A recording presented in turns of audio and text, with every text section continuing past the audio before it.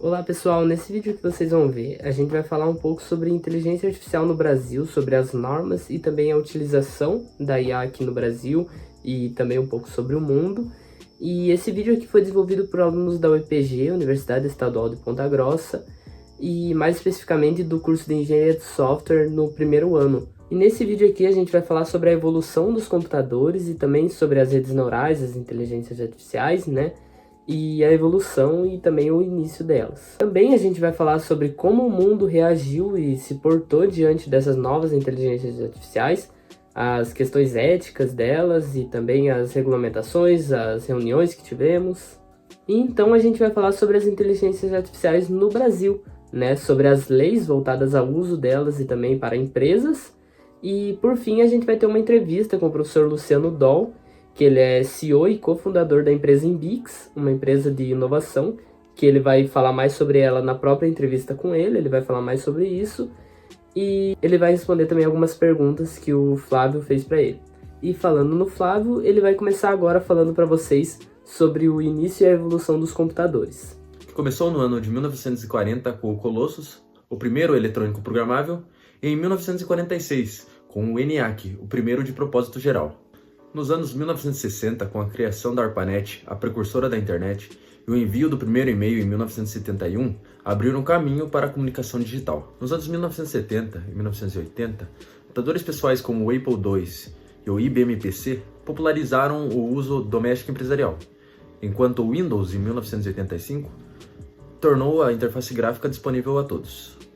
Nos anos 1990, com o desenvolvimento do TCP/IP e da World Wide Web, revolucionou a internet, resultando no Windows 95, que consolidou a era dos PCs modernos conectados. E agora o Gustavo Zanon vai falar um pouco sobre as primeiras redes neurais e também a evolução das inteligências artificiais.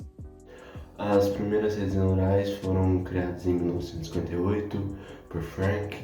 Elas tinham limitações, o treinamento era lento e algo ao longo do passar dos anos foi melhorando esse treinamento e as IAs foram cada vez mais se expandindo na nossa área, em outras áreas, na área da saúde, em várias áreas, principalmente a parte neurais, assim, das IAs evoluiu de uma certa forma rápida e foi um benefício bem gratificante para o mundo e a parte das IAs também.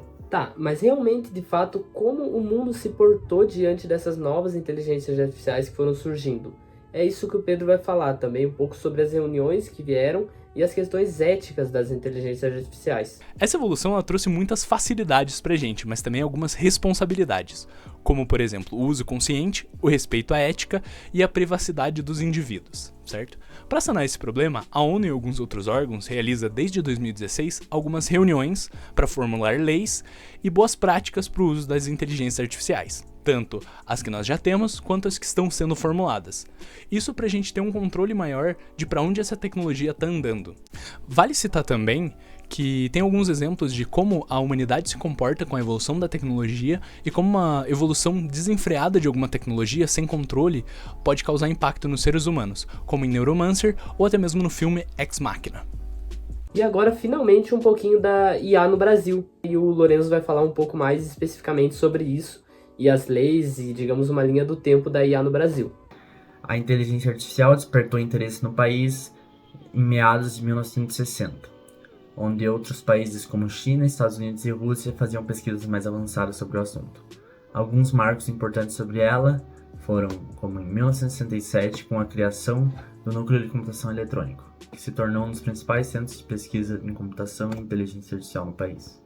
Em 1976, com a criação do Laboratório Nacional de Informática Aplicada, que impulsionou a pesquisa e desenvolvimento de tecnologias relacionadas à inteligência artificial. Em 2018, que o Brasil sediou a Conferência Internacional Conjunta de Inteligência Artificial, um dos principais eventos da área no planeta. Em 2021, quando o projeto de lei 872, que disciplinava o uso de inteligência artificial no Brasil, foi autuado.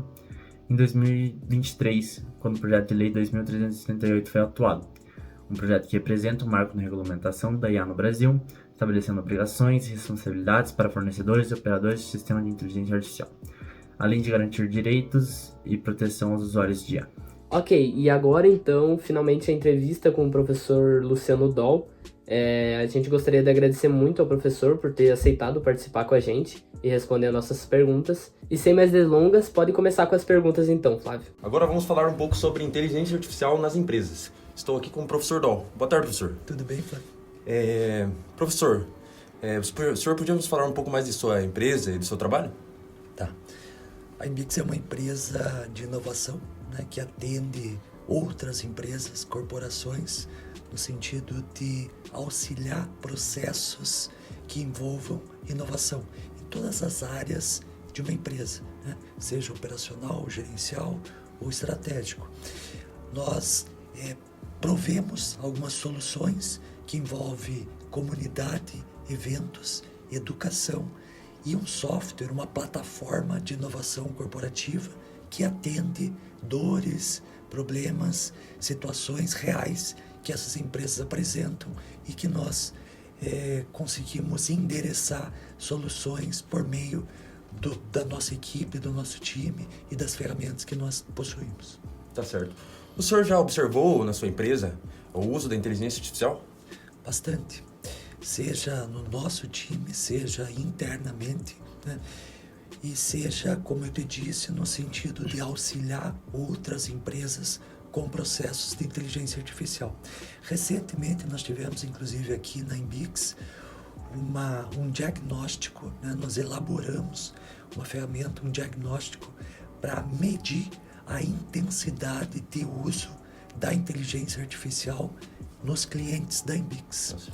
E a gente conseguiu perceber por meio de um estudo, de um radar, né, de um diagnóstico mesmo, comparativo em relação ao grau de intensidade que cada empresa utiliza.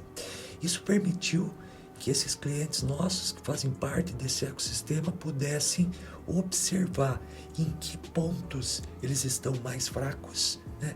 E em que pontos eles podem ser referência, eles podem ser benchmark, né?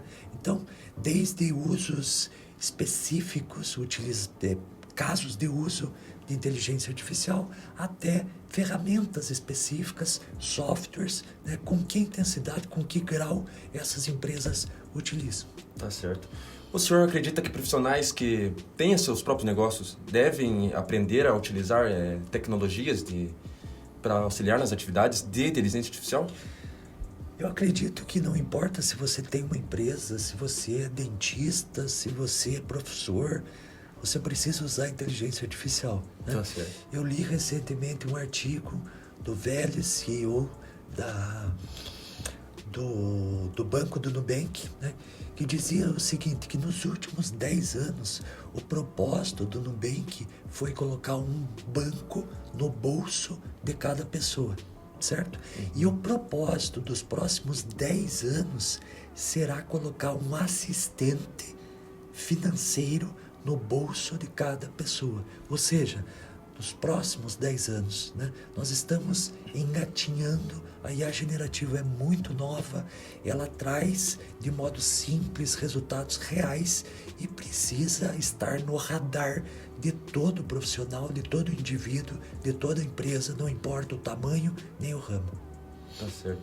O senhor conhece as leis de inteligência artificial que atuam no Brasil? Conheço um pouco, para ser franco. Não atuo na parte legislativa, né? Trafego um pouco em relação às questões éticas de utilização, né? Mas eu confesso que eu não sou o melhor especialista para falar sobre as leis, explicitamente falando da IA. Tá certo, então, professor. Qual que é a maior influência da tecnologia na sua empresa, professor?